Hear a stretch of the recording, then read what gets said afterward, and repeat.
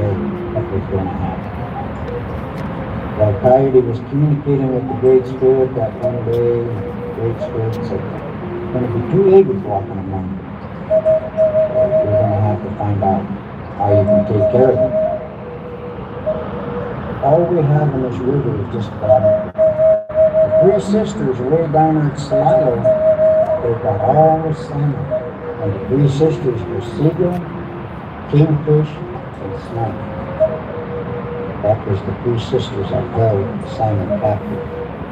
When we need somebody to go down there and free them salmon, we have to be very careful. We have to have some good power. And the three sisters down there and take it. Coyote is a cargo.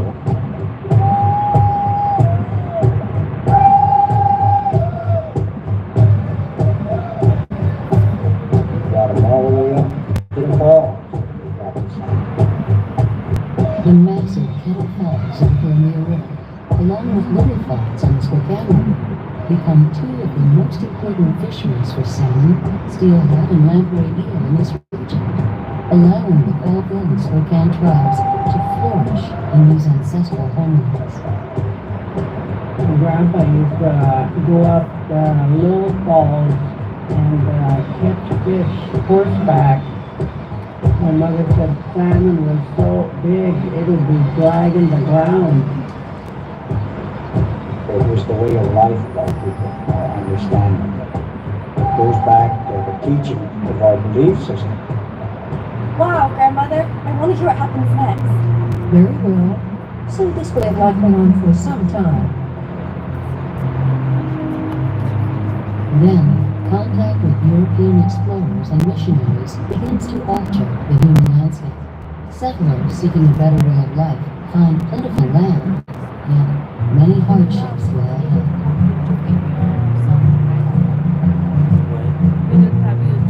My two great uncles were the first of four brothers who would come here in 1882. They were immigrants from Canada. Their family had been in Scotland a generation before that.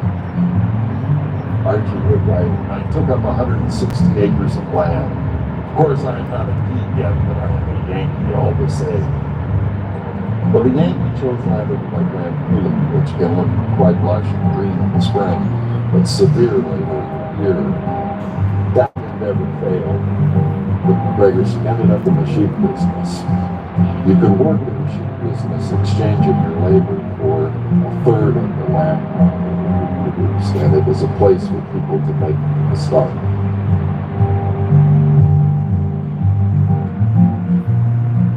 Sheep, cattle, fruit orchards, and other crops formed the basis for farming along the river from the late 1800s. Farmers throughout the West prospered for a time, but arid conditions more typical to the region returned. Congress and President Teddy Roosevelt fear that economic development in the arid West will languish without sustainable water supplies, and the Bureau of Reclamation was created in 1902.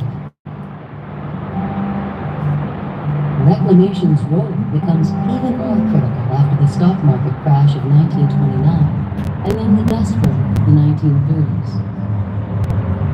The effects of the Great Depression uproot thousands. Newly elected President Franklin Delano Roosevelt forms the New Deal, designed to put Americans back to work. One of these massive public works projects is Grand Coulee Dam, designed to bring much-needed irrigation to arid farmlands. Grand Coulee will be built and operated by the Bureau of Reclamation. Many unemployed workers stream to Grand Coulee when they hear about this project.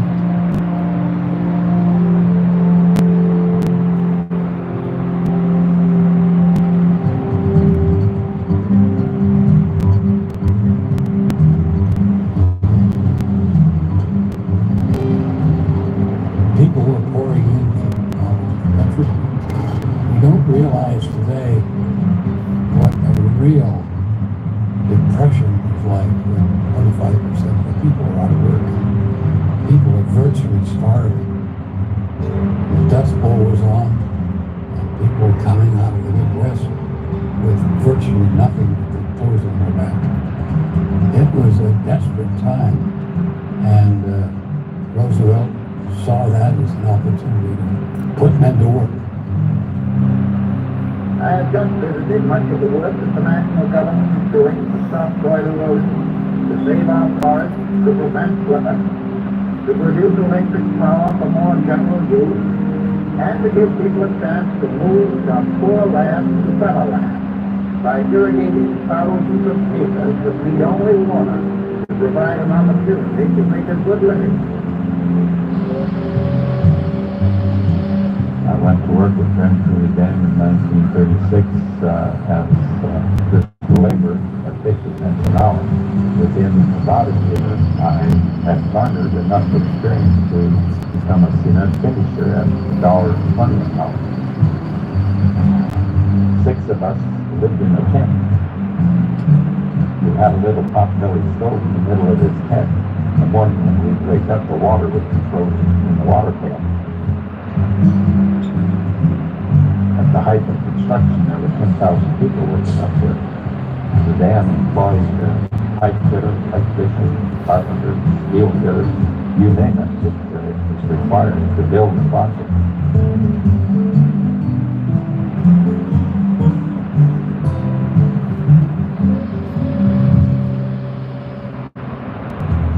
For fun, we would come to Salt Lake once in a while where they had Saturday night dances. I went with my girl over there for 3 years. Looked out the good for me, gave me good business. All in all, it was a good experience. Something like 14 towns were scattered around the Grand Coulee Dam area. During bad weather, the famous B Street in Grand Coulee was so bad that a man with horses stood by to pull cars that got stuck out of the mud. The thousands of jobs that were created by the Grand Coulee Dam project would help bring the country out of the Great Depression. Grand Coulee and Hoover and the other big projects like that were picked up by the radios, they were picked up by the newsreels, in the movie theaters. They were just a tremendous morale booster for the American people. They were unsure about where America was going in the depths of the Great Depression. And they could see hope there on the screen every Saturday when they went to the matinee. It was giving hope to Americans that we could still do big, important things.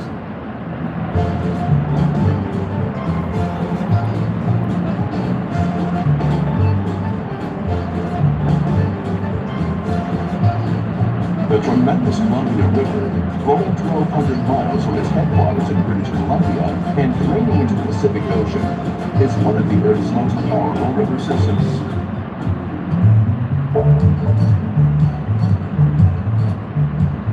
Twice the height of Niagara Falls, and built with enough concrete to have a sidewalk twice around the Earth's equator. When it's completed, Grand Coulee Dam will be considered among the 7 wonders of the modern world, alongside some of the most awe-inspiring constructed works, such as the Golden Gate Bridge, the Empire State Building, and the Panama Canal.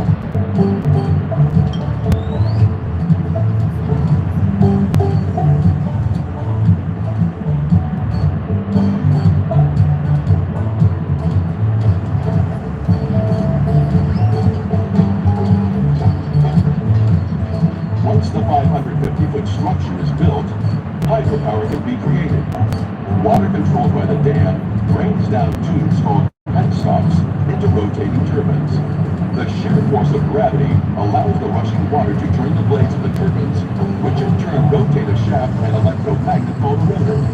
This whirring rotor sits in a copper ring, causing the dynamic electrons in the copper to produce electricity, enough to power 2.3 million households. Truly a renewable resource, the water is released back into the river and can be used again to create more hydropower at the 10 other dams downstream on the Columbia. Grand Coulee Dam, proof of human ingenuity.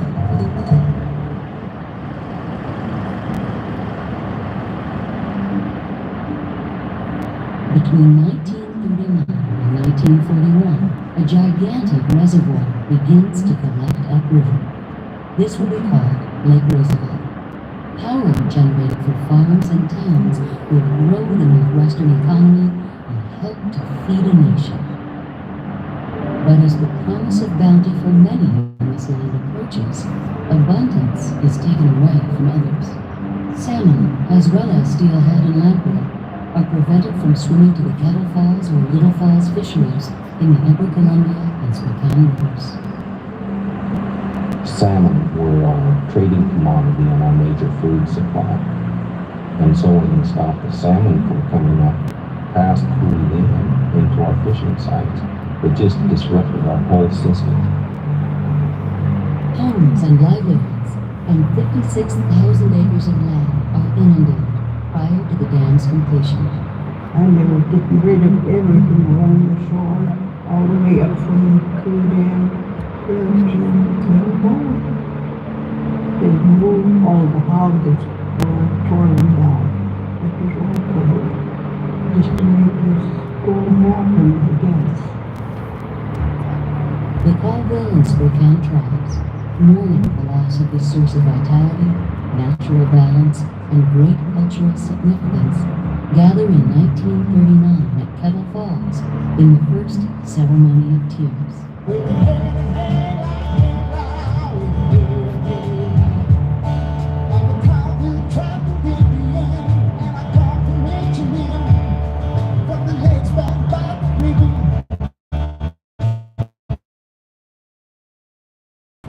Right up to the end of construction, there were people who didn't want it. Of course, as you know, when the war started, we really needed it.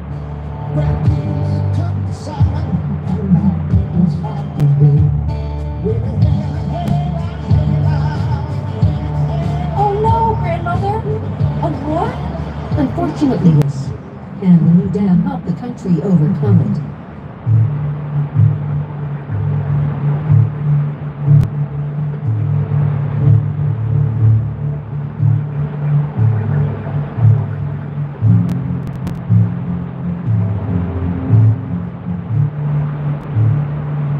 Even though the dam created hardship for many who lived here and drew criticism from all ranks of American citizens, it was unexpectedly about to show its importance when the country entered World War II. Yesterday, December 7th, 1941, the city will live in infamy. The United States of America was suddenly deliberately attacked. There was a high demand almost instantly for the power.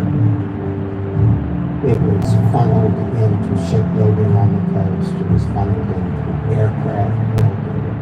It went into aluminum smelters, which were vital for the aircraft industry. And then a large percentage of the power went into the Hanford Reservation for the atomic bombs that were created toward the end of the war. The Bonneville Power Administration, authorized in 1937, allows for the maintenance, transmission, and sale of power created at Grand Coulee and other federal dams in the Columbia River system. If not for Grand Coulee Dam, the Northwest would need 15 coal-fired plants or 6 nuclear plants to equal the hydropower that would be produced here. In 1950, President Harry Truman speaks at the dedication of Grand Coulee Dam. This visit strengthens his resolve to promote further development of the river, providing flood control at times of unpredictably high runoff, as well as enhancing water storage and hydropower. This is a great occasion. We've come here to dedicate Grand Coulee Dam, one of the mightiest structures man has ever built. With this dam, man's ingenuity and perseverance have dramatically transformed the energy of a mighty river into a great new source of national strength. New jobs, new industry, new opportunities have been created. Grand Coulee Dam, with its tremendous power and irrigation benefits, is an instrument of our democracy, forged to contribute to a better life for ourselves and our children.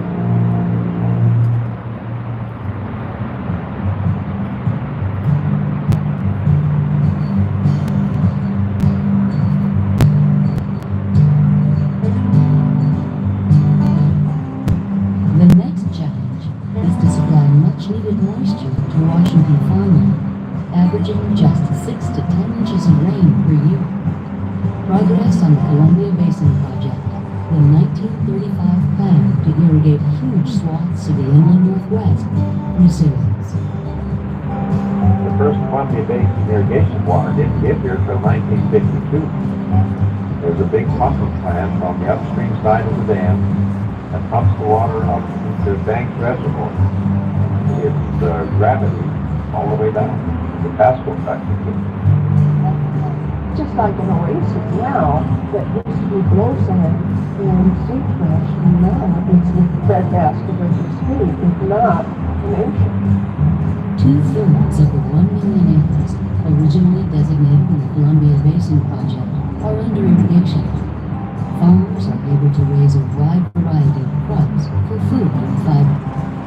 Only 2% of the water flow from the Columbia River is used for irrigation, and whatever is not absorbed into the crops or evaporated is recycled and returned to the river. While the harnessing of the mighty Columbia River has brought the benefits of hydropower and irrigation to the nation, the river still maintains her independence. In 1948, the city of Vanport, Oregon is destroyed by a massive flood. Flooding, as a result of sometimes high seasonal runoff upstream, continues to be a serious concern. My father reminded me about how he carried me on his shoulders in water that was up to his waist, if not higher. Our family lost everything. In the early 1960s, flooding is addressed when the Columbia River Treaty with Canada is formed, resulting in increased flood control and the addition of new reservoirs. This also leads to the formation to enlarge Grand Coulee Dam and an ability to provide even more hydropower to a growing population, making Grand Coulee Dam the largest hydro producer in the world. In 1980, the third power plant is completed, making the dam span nearly 1 mile long. Grand Coulee supplies power to the western grid in the world's longest direct current transmission. The Federal Columbia River Power System supplies electricity to the entire region at the cost of production in an environmentally sound and efficient way. Wind and solar development, habitat improvement for salmon, fish hatcheries, along with natural and cultural preservation, supplement hydropower production. Grand Coulee is truly the cornerstone of this vast, beneficial resource. And I think we even did better than what they anticipated. I think we still have some of the cheapest hydropower